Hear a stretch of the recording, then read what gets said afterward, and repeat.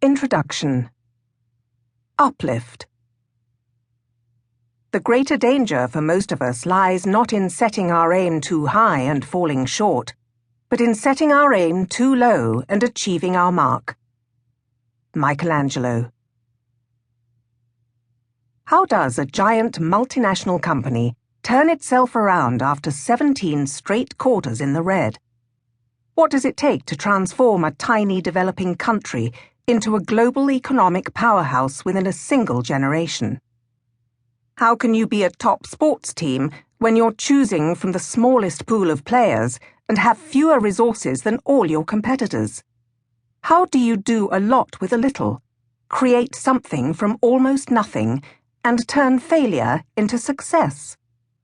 These are the kinds of challenges we uncovered and questions to which we found answers when we studied 15 organizations and systems in business, sports, and public education between 2007 and 2012.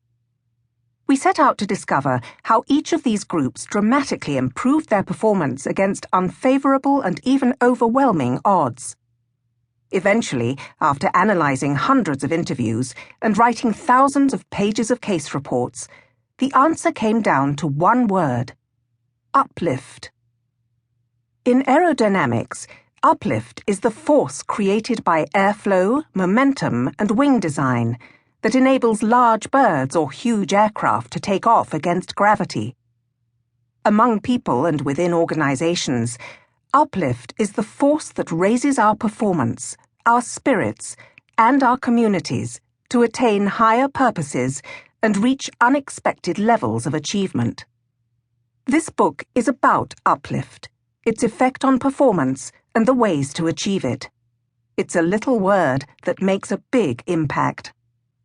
Up is one of the first words we respond to when we are babies. We hear it spoken with a raised pitch. We lift up our eyes and stretch out our arms. 2 letters, 1 syllable. Up. Up is a direction, the way to get to a place we want to be. It pulls and invites us towards our destination. It is as viscerally inviting as the very first times we heard it when our parents lifted us into their arms. Up is more of a process than a state. If you feel up about something, you are being optimistic. If you are picking up after an illness, you are starting to improve.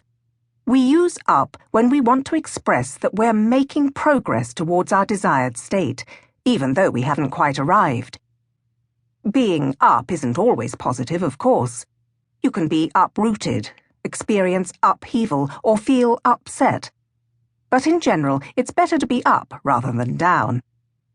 If you're up, starting up, or moving up, you are usually headed in the right direction, and you're definitely further along than you used to be.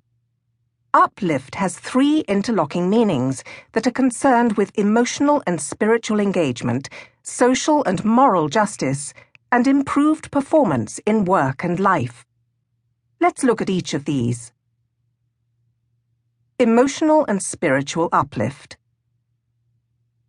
Being up is one thing, getting up is another. It takes effort. The force that moves or holds us up is lift. Authors Ryan and Robert Quinn describe lift as the force that pushes a solid body upwards through the air. The inspiration for their book, Lift, is the pioneering contribution to early aviation of Orville and Wilbur Wright.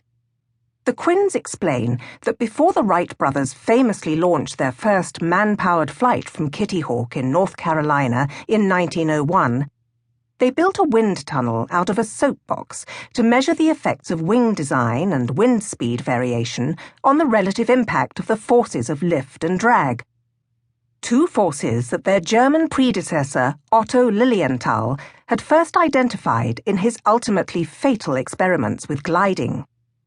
The Wright brothers concluded that in order to achieve successful lift in flight, you need the right kinds and combinations of forward motion, currents of air, and a navigation system of wing technology and steering controls.